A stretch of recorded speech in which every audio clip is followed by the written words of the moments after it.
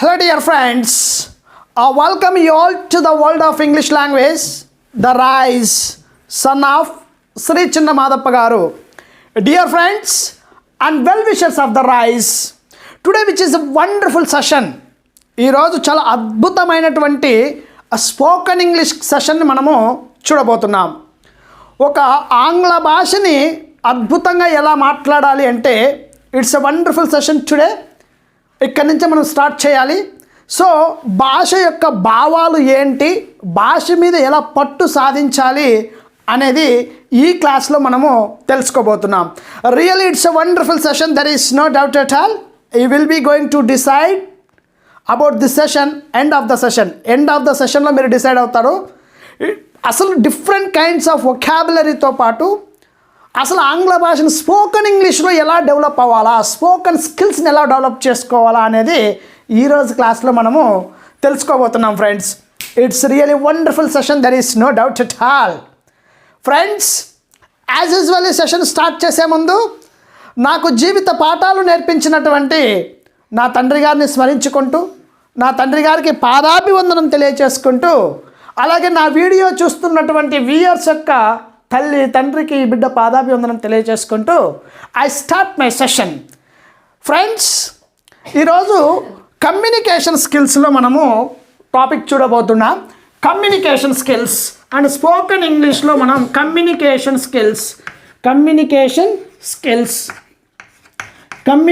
స్కిల్స్లో first topic చూడబోతున్నాం. Communication స్కిల్స్లో first టాపిక్ని మనము చూడబోతున్నాం. స్పోకెన్ ఇంగ్లీష్ని ఎలా డెవలప్ చేసుకోవాలి, ఆంగ్ల భాష మీద ఎలా పట్టు సాధించాలో ఈరోజు క్లాస్లో చూడబోతున్నాం. Language, English language. So language మనకు భాష, లాంగ్వేజ్ ఉంది కదా, ఆంగ్ల భాష ఉంది కదా. Language will be going to ఆంగ్ల భాష మీద పట్టు ఎలా సాధించాలి. Just a minute friends. Communication స్కిల్స్లో లాంగ్వేజ్ మీద మనం ఎలా పట్టు సాధించాలో ఈరోజు క్లాస్లో చూడబోతున్నాం. సో లాంగ్వేజ్ ఎలా ఉంటుంది, భాష యొక్క పదాలు ఏంటి అనేది మనం చూడబోతున్నాం. So language will be going to classify into 2 ways. 2 రకాలుగా విభజించారు భాషని. So one is called, the first one which is called a formal language and an informal language. One is called formal language. One is called formal language. And second one which is called an informal language. అసలు formal language ఏంటి, informal language ఏంటి, మరి formal language ఎక్కడ వాడాలి, informal language ఎక్కడ వాడతాం. Where do we use this in formal language and where do we use this in informal language? మరి formal language ఎక్కడ వాడతాం, ఇన్ఫార్మల్ లాంగ్వేజ్ ఎక్కడ వాడతాం, అసలు ఫార్మల్ లాంగ్వేజ్ అంటే ఏంటి, what is the definition of this formal language and what is the definition going to convey that informal language. మరి informal language యొక్క డెఫినేషన్ ఏంటి, ఫార్మల్ లాంగ్వేజ్ యొక్క డెఫినేషన్ ఏంటో మనం చూడబోతున్నాం. First one just look in to this one friends. First one, formal language. Formal language అంటే ఏంటో తెలుసుకుందాం friends. Formal language, it's very wonderful and very interesting session. Formal language is nothing but it is a language which is used for elders, superiors, strangers, unknown people where you didn't have good acquaintance with them. Formal language is nothing but it is a language which is used for elders, superiors, strangers, unknown people where we didn't have good acquaintance with them. ఎక్కడైతే మనకు చనువు లేకుండా ఉంటుందో, acquaintance means చనువు, where we didn't have good acquaintance with them, ఎక్కడైతే మనకు వాళ్ళతో చనువు లేకుండా ఉంటుందో వాళ్ళ దగ్గర మాట్లాడే భాష formal language. Formal language is a language which is used for elders, పెద్దవాళ్ళ దగ్గర, సుపీరియర్స్, గొప్ప వాళ్ళ దగ్గర, స్ట్రేంజర్స్, తెలియని పీపుల్ దగ్గర, కొత్త వాళ్ళ దగ్గర, అన్నోన్ పీపుల్, తెలియని వాళ్ళ దగ్గర, where we didn't have good acquaintance with them, ఎక్కడైతే మనకు చనువు ఉండదో వాళ్ళ దగ్గర మాట్లాడే భాష Formal language. Formal language is a language which is used for elders, superiors, strangers, unknown people, where we didn't have good acquaintance with them. ఎక్కడైతే చనువు ఉండదో, ఎవరి మీద భుజం మీద చేసుకుని మనం మాట్లాడలేమో అలాంటి వాళ్ళ దగ్గర వాడే భాష ఫార్మల్ లాంగ్వేజ్.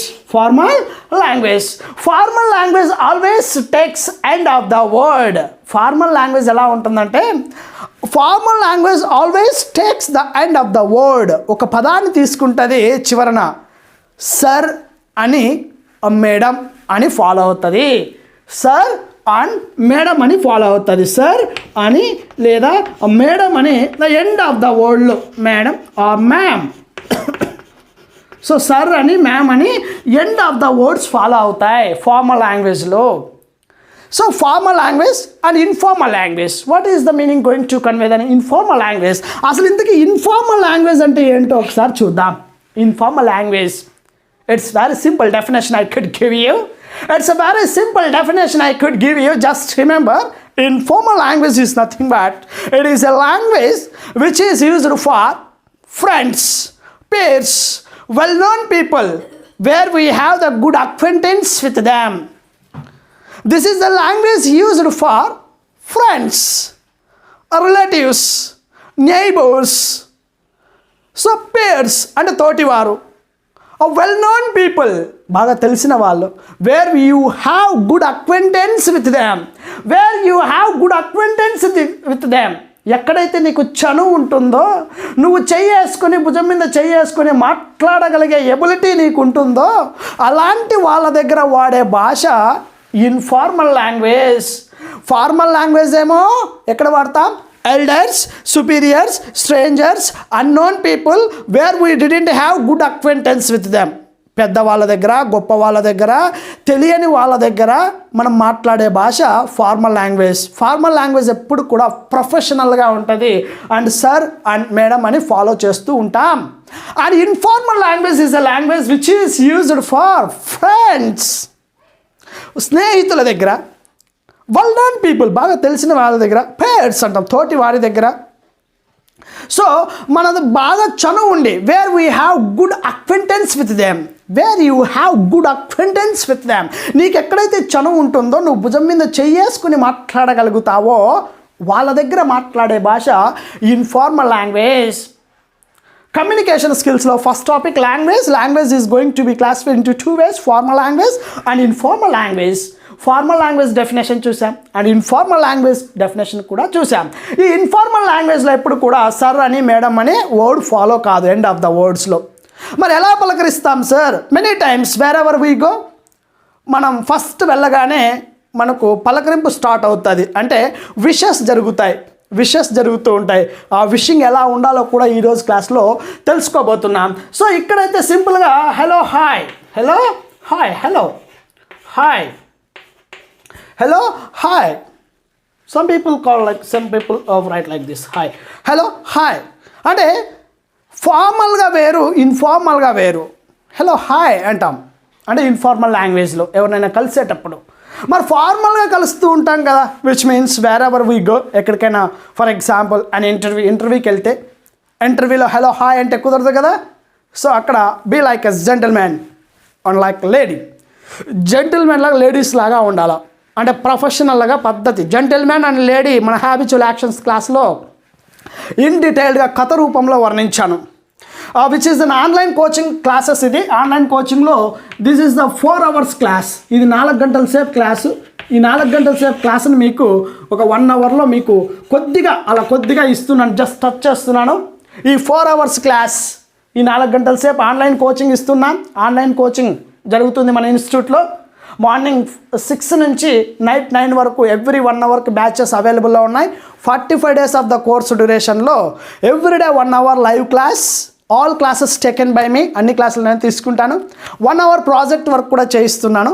అక్కడ మీకు 4 hours క్లాస్ కనపడుతుంది. ఇన్ డీటెయిల్గా ఎక్స్ప్లెనేషన్ ఇచ్చాను ఈ లాంగ్వేజ్ గురించి 4 hours సెషన్లో. ఈ 4 hours సెషన్లో కొద్దిగా మీకు ఒక 5% మీకు ఈరోజు క్లాస్లో ఇవ్వబోతున్నాను, అక్కడక్కడ కొద్దిగా.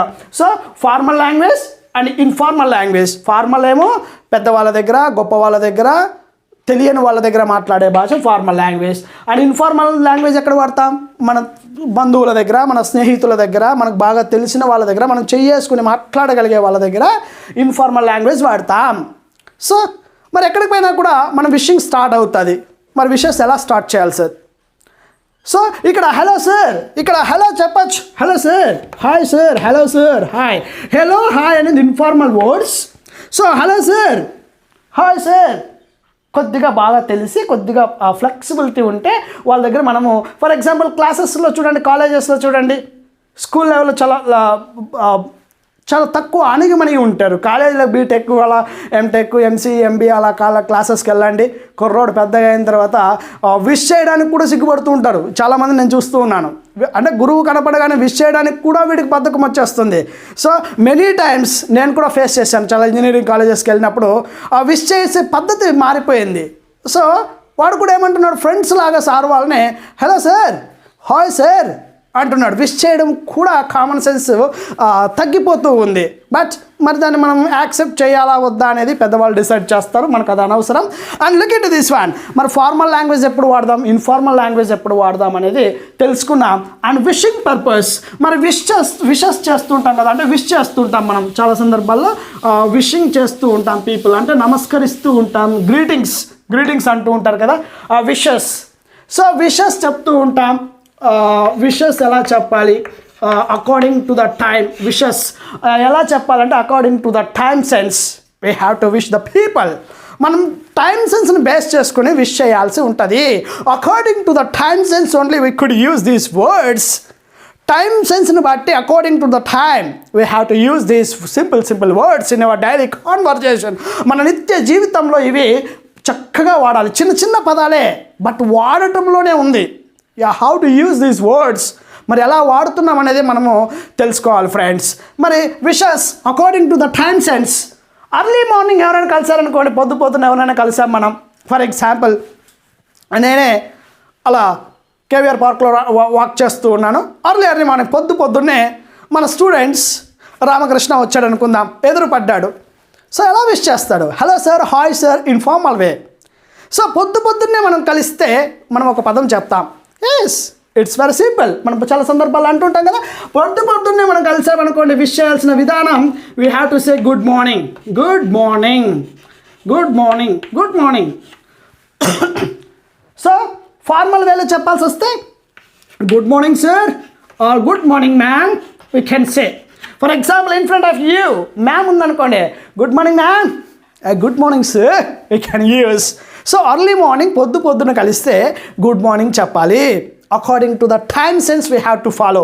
బికాజ్ ఎందుకు చెప్తున్నాను ఈ మాట అంటే, చాలామంది సాయంత్రం పూటో మధ్యాహ్నం పూటో కలిసిన తర్వాత గుడ్ మార్నింగ్ చెప్పి ఏమంటారు తెలుసా? రే ఇప్పుడేం రా 1 గంట అవుతుంది, 2 గంటలు అవుతుంది, 2:30 టైం, ద టైమ్ ఈజ్ 2:30.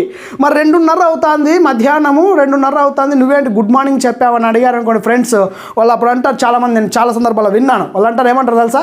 రే నేను ఇంకా నిన్ను ఫస్ట్ టైం ఇప్పుడే కలుస్తున్నాను కదా, డే మొత్తం ఇంకా నేను కలవలేదు, పొద్దున్న నుంచి నిన్ను కలవలేదు, అందుకే పొద్దున్న ఇంకా ఇప్పుడే కలిశాను కాబట్టి మొట్టమొదటిగా చెప్పాల్సింది గుడ్ మార్నింగ్, ఎప్పుడు కలిసినా కూడా గుడ్ మార్నింగ్ చెప్పొచ్చు అని కప్పిపుచ్చుకోనేకి చాలా సందర్భాల్లో మనం మాట్లాడుతూ ఉంటాం, వింటూ ఉంటాం.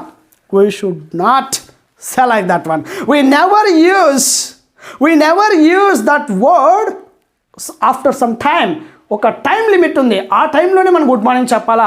అదే టైంలో నేను కలిశాను కదా, నేను ఇంతవరకు కలవలేదు అందుకే గుడ్ మార్నింగ్ చెప్పాను, ఇవన్నీ అన్నెసెసరీ, కానీ చెప్పకూడదు. మరి గుడ్ మార్నింగ్ ఎప్పుడు చెప్పాలి అంటే, so good morning say some time. So morning ఉదయం పూట గుడ్ మార్నింగ్ చెప్పాలి, ఉదయం పూట గుడ్ మార్నింగ్ చెప్పాలి. మరి గుడ్ మార్నింగ్ ఎప్పటి నుంచి ఎక్కడి వరకు స్టార్ట్ అవుతుందంటే, according to that Indian mythologies, మన భారతీయ సంస్కృతిని బట్టి తీసుకుంటే గుడ్ మార్నింగ్ ఎప్పటి నుంచి చెప్పొచ్చు అంటే, అర్లీ మార్నింగ్ 3:30 నుంచి స్టార్ట్ చేయొచ్చు. 3:30 అంటే 3:30 AM 3 AM అంటే బ్రహ్మముహూర్తం అంటూ ఉంటారు చూసారా, బ్రహ్మముహూర్తం అంటే దేవతలు నిద్ర మేల్కొనే సమయంలో 3:30 AM to up to 11:59 AM 11:59 AM itself 11:59 AM itself. అంటే 3:30 ఆ ప్రాంతంలో చెప్పచ్చు. 3:30 అక్కడ స్టార్ట్ అవుతుంది. అంటే బ్రహ్మముహూర్తం, అంటే దేవతలు నిద్ర మేల్కొనే సమయం. అందుకే శుభోదయం అంటాం. అంటే మంచి ఉదయం శుభోదయం. అంటే ఎందుకు శుభోదయం అంటే పొద్దున్నే ఎందుకు చెప్తామంటే ఈ టైం ఎందుకు క్యాలిక్యులేట్ చేయాలంటే, సో 3:30 ఆర్ 3 o'clock దేవతలు నిద్ర మేల్కొనేటం. అందుకే బ్రహ్మముహూర్తం అంటూ ఉంటారు చూసారా పెద్దవాళ్ళ మనతో. అంటే మంచి ముహూర్తం, మంచి కాలం, మంచి ఉదయం అనమాట. అప్పుడే మనకు ఎవ్రీథింగ్ బాగుంటుంది. అందుకే చదివే విధానం కూడా 4 o'clockలో స్టార్ట్ చేసామనుకోండి, లైఫ్ లాంగ్ గుర్తుంటుంది చూడండి.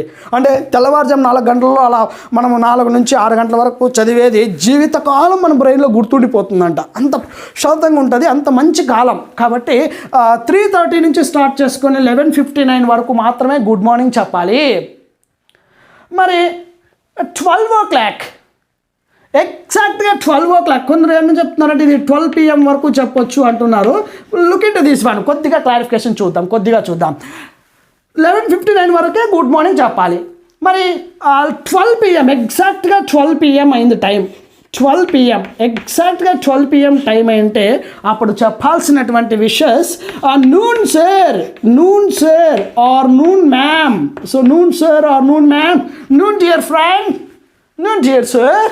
So we can say noon అంటే ఎగ్జాక్ట్గా 12 o'clock. మనకి ఎక్కడ కనబడుతుంది సార్ ఇది అంటే, ఫర్ ఎగ్జాంపుల్ ఇంటర్వ్యూకి వెళ్ళామండి, 11:59కి ఒక పర్సన్, 11:58కి ఒక పర్సన్ బయటకు వచ్చాడు, 11:59కి నేను లోపలికి పిలిచారు.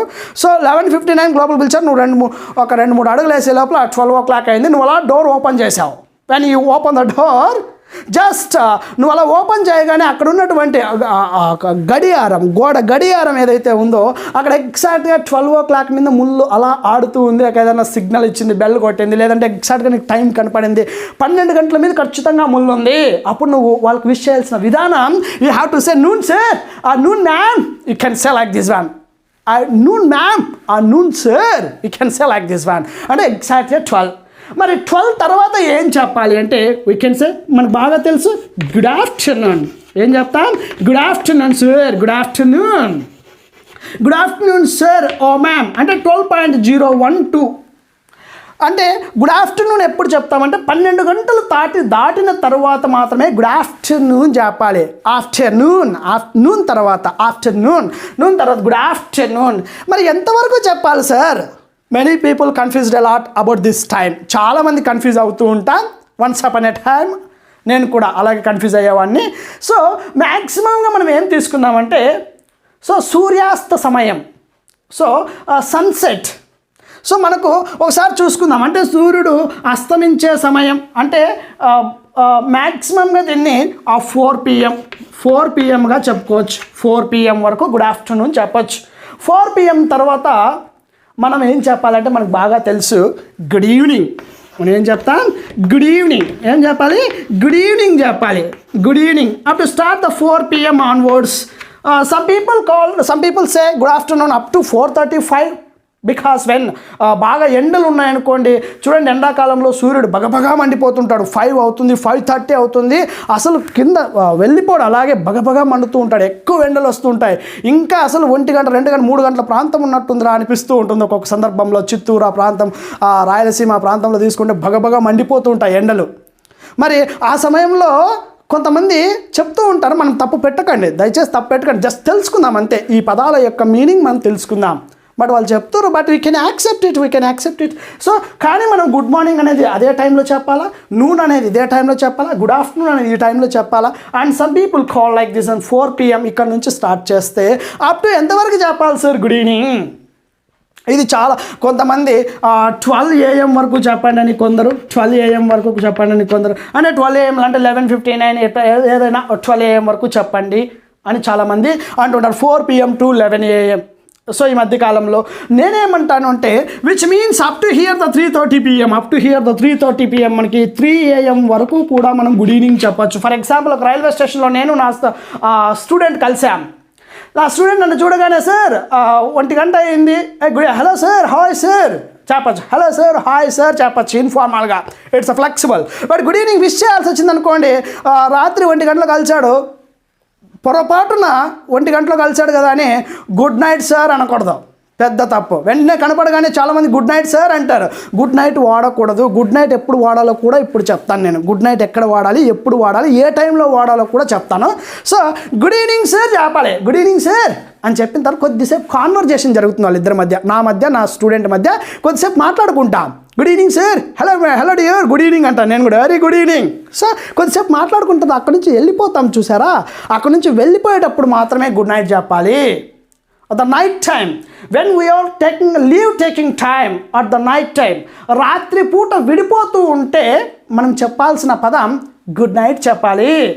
గుడ్ నైట్ చెప్పాలి. గుడ్ నైట్ ఎప్పుడంటే last conversation. Good night is a word which is used for good night is a word which is used for in the sense of in the last conversation. మన చివరిగా at night time, రాత్రిపూట మనము అక్కడి నుంచి వెళ్ళిపోయేటప్పుడు good night చెప్పాలి. The two or more members, the conversation will be going to be completed. పూర్తి అయిన తర్వాత then you can take leave తీసుకున్నప్పుడు మనం అప్పుడు అక్కడి నుంచి చదివేది good night friend, good night sir, good night ma'am, we can say like this one. Leave taking time at night, రాత్రిపూట. మరి డేలో పగటిపూట విడిపోతూ ఉంటాం. అది ఎండ్ ఆఫ్ ద సెషన్లో చెప్తాను ఈరోజు. పగటిపూట విడిపోతే ఏమేమి చెప్పాలో కూడా ఆ పదాలు అద్భుతమైనటువంటి వొకాబులరీ వస్తుంది. లాస్ట్లో ఎక్స్ప్లెనేషన్ ఇస్తాను. ఇప్పుడు చూద్దాం. సో గుడ్ ఈవినింగ్ ఎక్కడి వరకు 4 PM to 12 AM 3 PM వరకు చెప్పొచ్చు good evening. So good evening sir, ఇలా మనము టైంని బేస్ చేసుకునే చెప్పాలా. సో సాయంత్రం 6 గంటలకు ఇప్పుడే కలిశాను నేను, మొట్టమొదటిగా కలిశాను నిన్ను, అందుకే గుడ్ మార్నింగ్ చెప్తాను అంటే ఒప్పుకోదు. According to the time sense we have to use this good morning, good afternoon and noon and good evening and good night. These are the words according to the time sense we have to pick up and make them the sentences. రకరకాలుగా వాక్య నిర్మాణం తయారు చేయాలా. మరి వీటి గురించి పూర్తి వివరణ ఎక్కడుందంటే